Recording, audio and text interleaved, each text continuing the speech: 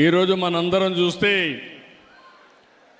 తెలుగు జాతి కోసం పుట్టిన అనుక్షణం తెలుగు జాతి ఆత్మ గౌరవం కోసం తప్పించిన ఏకైక నాయకుడు ఎన్టీఆర్.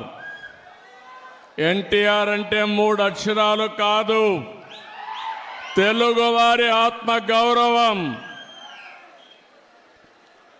ఇంకొక పక్క మనం చూస్తే పేదవాడి గుండెల్లో తీపి జ్ఞాపకం, బడుగు బలహీన వర్గాల గుండెల్లో చెరగని ధైర్యం.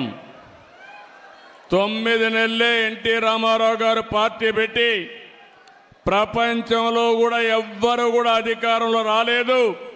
అది ఒక్క ఎన్టీఆర్కే సాధ్యమైంది. ఇంకో పక్కన మీరు చూస్తే అంతవరకు తెలుగు వారికి గౌరవం ఉండేది కాదు. మనలందరినీ మదరాసి అని పిలిచేవారు.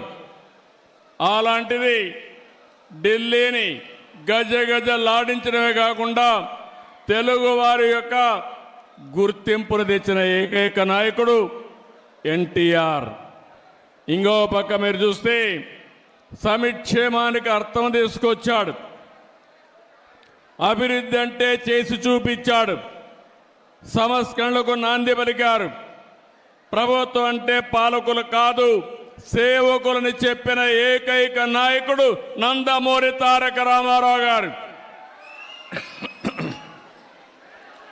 దేశ చరిత్రలోనే రాజకీయాలు కొత్త రూపం ఇచ్చిన వ్యక్తి ఎన్టీఆర్.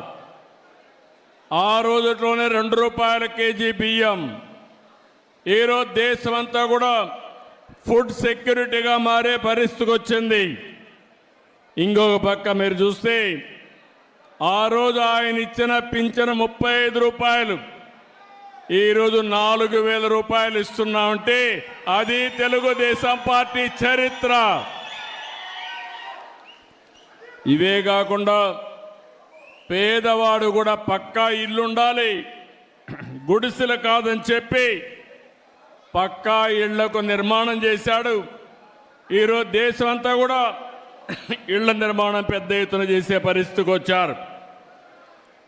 మీరు ఒకసారి చూస్తే రాజకీయాలంటే వేలు ముద్రేసేవాళ్ళు కాదు, చదువుకునే వాళ్ళు రావాలని మొట్టమొదటిసారిగా రాజకీయాల్లో చదువుకున్న వ్యక్తులు ఇచ్చిన ఏకైక నాయకుడు నందమూరి తారక రామారావు గారు. బీసీలు అంతవరకు రాజకీయ ప్రాతినిధ్యమే లేదు. ఈరోజు ఈ మైదుకూరులో కూడా బీసీ గెలిచాడంటే, సుధాకర్ యాదవ్ గెలిచాడంటే అది ఎన్టీ రామారావు గారు వేసిన ఫౌండేషను. ఈరోజు ఆయన కళ మనం నిజం చేసే పరిస్థితికి వచ్చాం. ఇవే కాదు, మీరు ఒకసారి చూస్తే ఈరోజు ఎన్టీ రామారావు గారు వచ్చిన తర్వాతనే అన్ని కార్యక్రమాలు జరిగాయి. మనం కూడా ఒక్కసారి గుర్తుపెట్టుకోవాలి, ఎన్టీఆర్ ఒక స్ఫూర్తి, ఎన్టీఆర్ ఒక ఆదర్శం, ఆయన జీవితం ఒక సందేశం. మనవారిగానే ఎన్టీఆర్ కూడా మామూలు వ్యక్తిగానే పుట్టాడు. సామాన్య రైతు కుటుంబంలో పుట్టాడు. అంచెలంచెలుగా ఎదిగాడు. నిరంతరం శ్రమపడ్డాడు. క్రమశిక్షణతో బతికాడు. ఈరోజు మీరు చూస్తే మనం మాట్లాడుకుంటుంటే ఒక రైతు కుటుంబంలో పుట్టిన బిడ్డ సినిమా జీవితంలో ఈరోజు ఎన్టీఆర్ను ఒక్కసారి గుర్తు చేసుకుంటే రాముడు ఎట్టుంటాడో తెలియదు, కానీ రాముడి రూపాన్ని ఎన్టీఆర్లో చూసుకున్నాం.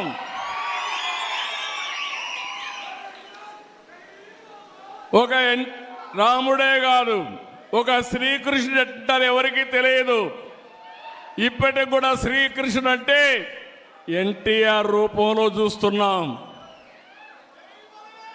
ఇది ఒకటే కాదు, ఆయన జీవితంలో మనం చూస్తే ఇప్పుడే కాదు, ఇంకా మళ్ళా పుట్టరు, ఒకవేళ ఆయన చేసిన పాత్రలు చేయాలంటే మళ్ళీ ఎన్టీ రామారావు గారే పుట్టాలి తప్ప ఎవరికి సాధ్యం కాదు.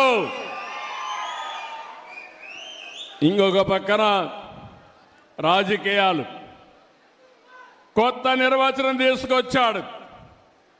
అంతవరకు చూస్తే రాజకీయాలంతా కూడా దోపిడీకి మారుపేరుగా ఉండే రాజకీయాల్ని ప్రజాహితం కోసం, ప్రజాసేవ కోసం రాజకీయాలను చేసిన నాయకుడు ఎన్టీ రామారావు గారు.